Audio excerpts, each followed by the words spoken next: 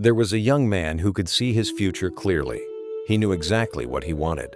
Success, freedom, respect. He could describe it in perfect detail. But there was something strange, something nobody understood. The closer he got to starting, the heavier his body felt, like invisible chains were holding him down. His father watched him waste years, talking, planning, dreaming, but never moving.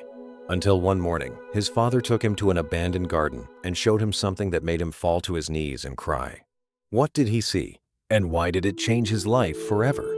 This is the story of Daniel. And if you've ever felt the war between wanting and doing, this story will hit you hard. Daniel lived with his father in a small house by the sea. His father was a fisherman. Every morning, before the sun came up, his father left for the ocean. He worked hard.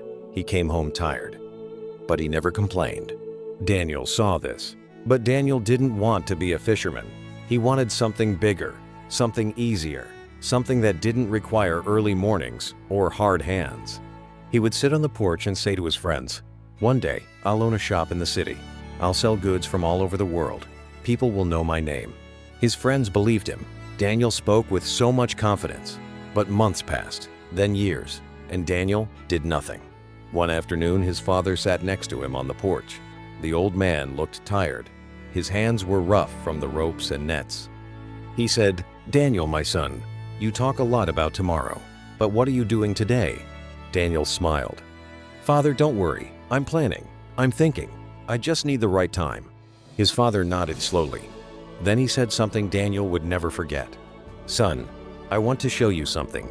The next morning, Daniel's father woke him up early. It was still dark. Daniel groaned. "Father, why so early?" "Come with me," his father said. They walked to the edge of the town where there was an old abandoned garden. It was full of wild grass and broken stones. His father pointed to two small areas in the corner. "Last year," his father said, "I planted two types of plants here. The first one was a rose, beautiful, valuable, but it needed water, care, and attention every single day. The second one was a wild vine. I did nothing for it. I just let it grow on its own." Daniel looked around. He saw thick, ugly vines covering almost the entire garden. They had grown over the stones, the fence, even the trees. They choked everything. And in the corner, buried under the vines, was a tiny, dying rose plant. His father said, "Daniel, this garden is your life. The rose is your dream. The vine is your laziness. I planted both, but I only cared for one, and look what happened."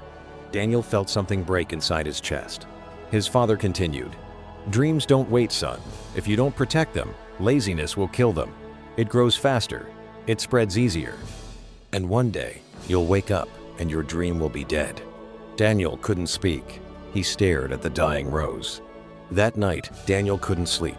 He kept seeing that garden. He kept hearing his father's words. He thought about all the mornings he wasted, all the days he said, "Tomorrow," all the chances he let slip away. He whispered into the darkness, "If I don't change now, I will lose everything." The next morning, Daniel woke up before sunrise. He went back to the garden. He pulled out the vines with his bare hands. It was hard. His hands hurt. His back ached, but he kept going. He watered the rose. He cleared the soil around it. He protected it from the wild grass. Every single day, Daniel returned to that garden. Rain or shine, tired or not, he worked. Slowly, the rose began to grow. It became stronger, greener, and one day, it bloomed. A beautiful red flower, standing tall in the middle of the cleared garden. Daniel stood there, looking at it. Tears filled his eyes, not because of the rose, but because he finally understood. Action is the only thing that keeps dreams alive. Weeks later, Daniel didn't just care for the rose. He started working.